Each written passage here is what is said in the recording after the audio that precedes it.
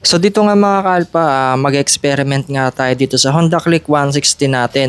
So kita nyo naman, dumudulo naman yung belt natin dito. So sumasampa talaga siya.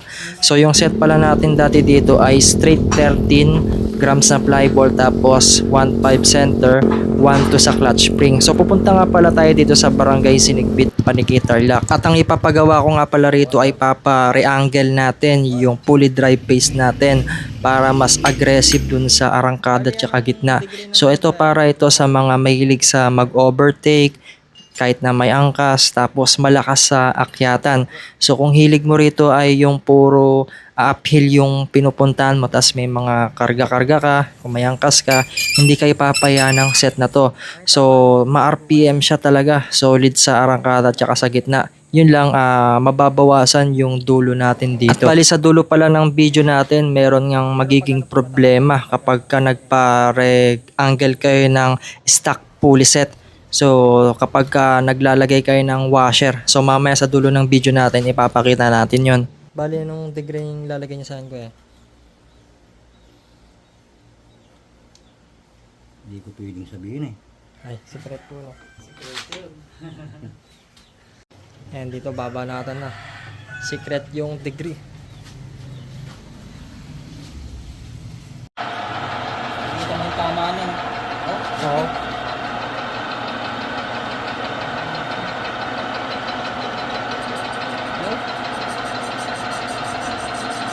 Kaya talagang pag-stock no? Oo po. Kasi yung ipapalit mo, Pangit din po yung combination no? Pwede naman.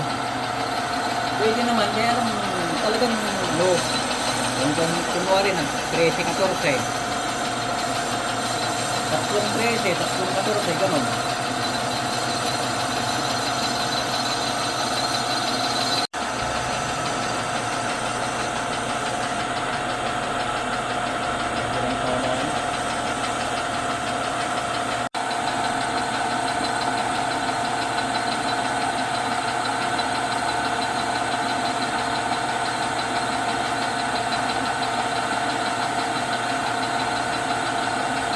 Pero subukin mo pa rin dun sa 0.5 na water niya. Kasi malaki yung maalis eh. Opo. Actually na siya.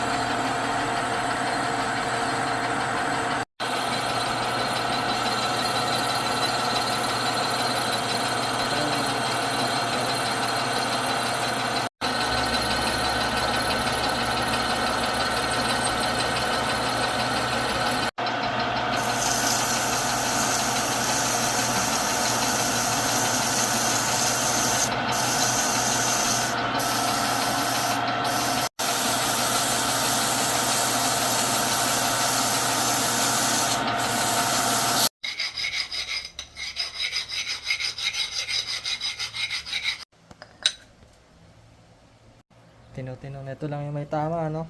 Oo. Oo. May kaunti, kaunting-kaunti.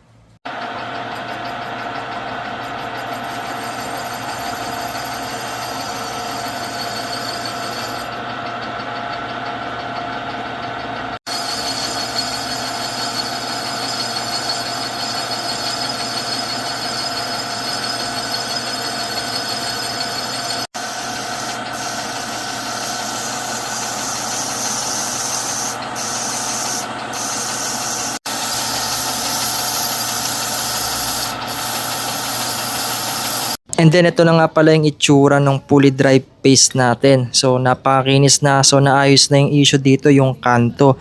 So meron lang magiging problema dito mga kalpa pag nagpa-reangle kayo. So tatanggalin nyo na yung oil seal dito. So hindi nyo na kailangan yan kasi tatama na nga siya dito sa kabilang side nya. Tapos ito yung bola natin na JBT, straight 13 grams to mga kalpa. Tapos ito, papakita ko na yung pinaka main issue. So okay pa naman itong belt natin. So naglagay tayo ng 0.5 mm na magic washer.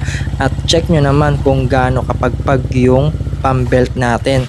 So pangit yan mga kalpa kapag ganito yung plain ng belt ninyo. So ito goods naman yung belt natin. So kapag ganito yung pambelt ninyo, pag naglalagay kayo ng mga magic washer, kapag bago pa rin yung pump belt tapos ganyan pa rin yung pagpag nya, So wag nyo nang ilagay yung mga magic washer. So dito tinanggal ko na yung magic washer. So kita nyo naman dun sa guide natin sa nut tsaka dun sa may spline, talagang saktong-sakto na siya. Once kasi naglagay kayo ng magic washer, hindi nasasakto yung pinaka-guide nyo rito kasi nga meron na siyang spacing dito sa pulley natin. So dito mga kalpa, kahit papano hindi na ganong mapagpag yung pump belt natin. So medyo stable na nga siya, hindi katulad dun sa isa. So dito magte-test ride na tayo. So makikita natin dito kung gaano kalakas yung setup natin dito sa arangkada.